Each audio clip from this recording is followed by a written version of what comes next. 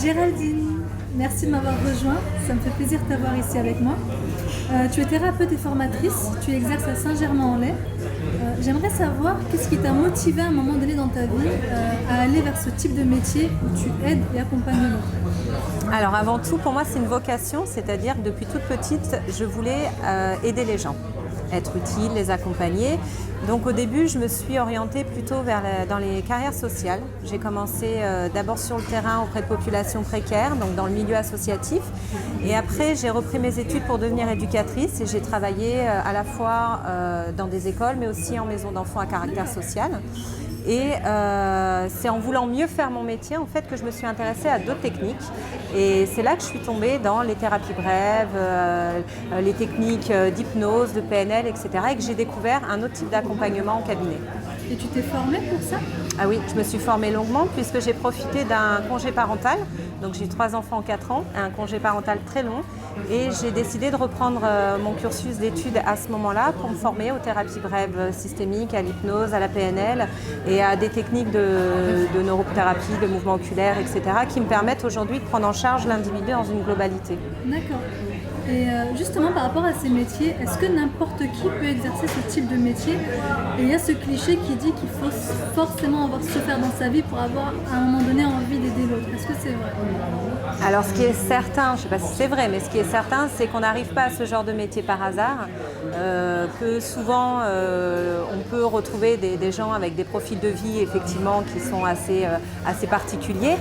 Maintenant, je pense que ce qui compte avant tout, c'est d'avoir déjà bien travaillé sur soi, d'être bien au clair avec qui on est, avec les raisons pour lesquelles on fait ce métier, et puis surtout aussi d'avoir les compétences. Et ça, c'est se former, aller rechercher des outils. Alors après, suivant les orientations qu'on veut, il y a plein de types de façons d'accompagner les gens.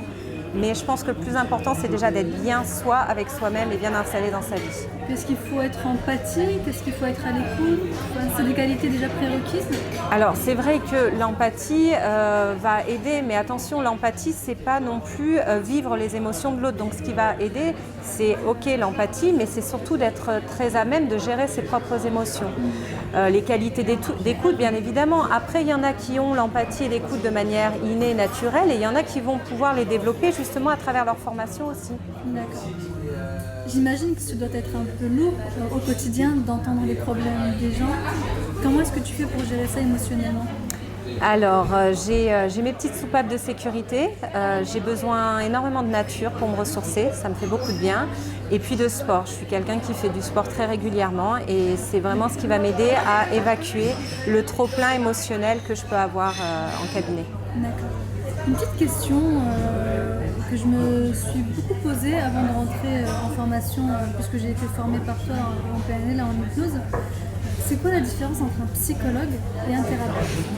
Il y a plein de façons d'accompagner les gens au niveau de la thérapie. Il y a différents types de thérapie et différentes approches. Les psychologues ont un cursus universitaire avec un diplôme universitaire, un diplôme d'État.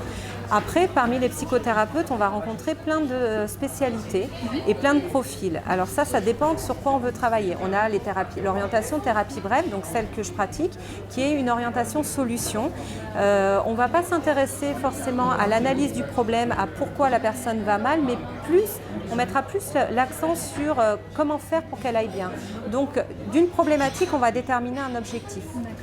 C'est pour ça qu'on ne va pas forcément être à même d'accompagner tout le monde. Par exemple, moi, ma limite, c'est la psychopathologie. Je ne vais pas accompagner les gens qui ont une psychopathologie, qui ont une fragilité au niveau mental, par exemple. Qu'est-ce que tu appelles psychopathologie? Cette fragilité au niveau mental, ça peut être une maladie déjà établie, ça peut être une psychose, ça peut être des troubles mentaux avérés, ou alors un risque de basculement. C'est-à-dire que j'ai des techniques qui pourraient,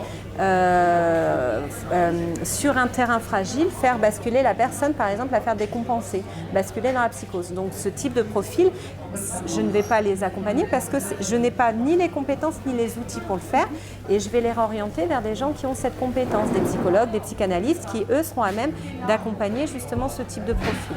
Et à aucun moment tu culpabilises, t'es OK avec ça? Je suis complètement OK, d'autant plus que justement, je connais très bien mes limites d'intervention. Je sais dans quel champ je suis efficace et dans quel champ j'ai la compétence et dans quel champ je n'interviens pas.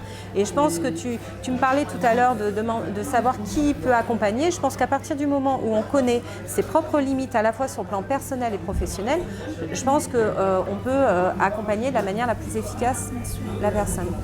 Je crois que tu as monté ton centre de formation. Oui. Je suis même très bien placée pour le savoir. Est-ce que tu peux nous en dire plus? Moi, ce qui m'intéresse, c'est de savoir à quel moment tu as eu le déclic de partir dans cette nouvelle aventure. Est-ce que tu as monté ça toute seule? Et ce petit truc qui fait que tu passes à l'action, c'est ça qui m'intéresse. Alors, Développez-vous aujourd'hui, c'est l'aboutissement de Chrysaïd Développement, donc cabinet que j'ai qui avait une antenne de formation à toute petite échelle au début. Et il y a eu l'ambition effectivement de développer ça à plus grande échelle déjà pour répondre à la demande, je ne pouvais plus seule répondre à la demande, et puis pour professionnaliser aussi les formations que je propose et répondre à une demande qui va être plus de l'ordre maintenant d'un accompagnement dans un cursus professionnalisant, éthique et déontologique. Donc du coup, c'est une aventure que j'ai commencée seule, et puis sur mon parcours de vie, quand on est entrepreneur, on sait comment ça se passe, dès qu'on est ouvert aux opportunités, on rencontre les bonnes personnes au bon moment. Donc sur mon parcours de vie, j'ai rencontré la personne qui aujourd'hui est mon associé, mon bras droit, et qui m'a permis de développer le centre de formation d'une manière beaucoup plus professionnelle par rapport au commercial, au marketing et à Internet que je ne maîtrisais pas moi forcément. D'accord. Mais tu m'as dit que tu étais maman de 3 enfants. Oui. Moi, ça m'interpelle. Comment tu fais pour concilier ta vie familiale, ta vie de femme, ta vie personnelle et cette vie professionnelle qui est quand même pas mal chargée? J'ai eu du mal à t'avoir aujourd'hui. Ouais. Tu as un emploi du temps qui est quand même assez rempli. Je rame, je galère comme toutes les mamans qui travaillent. J'ai une qualité qui est aussi un défaut, c'est que je suis très très hyperactive, donc l'activité ne me fait pas peur. Maintenant, c'est vrai que combiner toutes ces facettes est un challenge. Il faut savoir que je me suis arrêtée pendant 7 ans de travailler, je me suis occupée exclusivement de mes enfants. J'ai assuré, on va dire, les bases qui les ont amenés aussi à être un peu plus autonomes. Et aujourd'hui, j'essaye de trouver cet équilibre entre ma vie de famille, entre ma vie de femme aussi, et puis ma vie professionnelle qui est pour moi encore qu'au début de là où je voudrais aller. Il y a encore plein de choses dans ma tête qui ont envie de se développer. D'accord. Est-ce que par contre tu t'es déjà sentie limitée? Est-ce que tu as déjà eu ce petit truc, cette crainte d'échouer qui te bloque dans l'avancée de tes projets? Alors la crainte d'échouer, c'est quelque chose que je n'ai pas, peut-être par mon passé de compétitrice. Je suis une ancienne sportive compétition. Donc dépasser ses limites, c'est quelque chose que j'ai fait très tôt, et le challenge, c'est quelque chose qui est très moteur pour moi. Je pars du principe qu'au pire, ça marche pas, mais j'aurais forcément appris quelque chose, donc j'ai pas eu peur de développer des projets, même des projets qui n'ont pas forcément marché, mais qui m'ont tous apporté quelque chose et appris quelque chose. Donc à partir du moment, et ça c'est un présupposé de la PNL, où l'échec n'existe pas, que l'échec est du feedback, j'ai envie de dire on se lance et on voit. Après n'est de limite que ce que l'on considère comme une limite. C'est important ce que tu dis, il n'y a pas d'échec en fait, toute expérience est bonne à prendre. C'est un apprentissage, mais pas que dans les projets, dans la vie en général. On traverse des moments qui sont plus ou moins difficiles, on en tire des ressources, on en ressort grandi, et c'est ça qui va nous permettre après de développer autre chose. Très bien. Je crois que tu organises régulièrement pour finir des portes ouvertes. Tu nous reçois dans tes locaux, sous forme de brunch, je crois. Est-ce que tu peux nous en dire plus si on veut venir te rencontrer?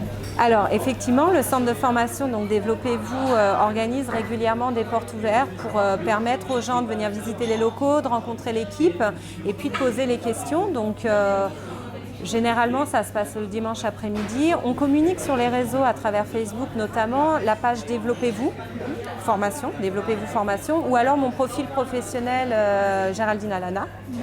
Et donc on me trouve sur Facebook. Et du coup, ça permet effectivement cette rencontre. Moi, j'aime beaucoup l'interaction, et c'est des moments qui permettent de manière informelle de discuter, d'échanger autour des besoins de chacun. Du coup, les réseaux sociaux, tu arrives à maîtriser un peu? Alors là, mon associé, justement, m'aide beaucoup à gérer ça, parce que Moi, je suis vraiment quelqu'un du terrain et du contact humain. Et puis sur le terrain, j'ai le cabinet, j'ai mes formations et j'ai appris justement à ne pas me disperser et à déléguer.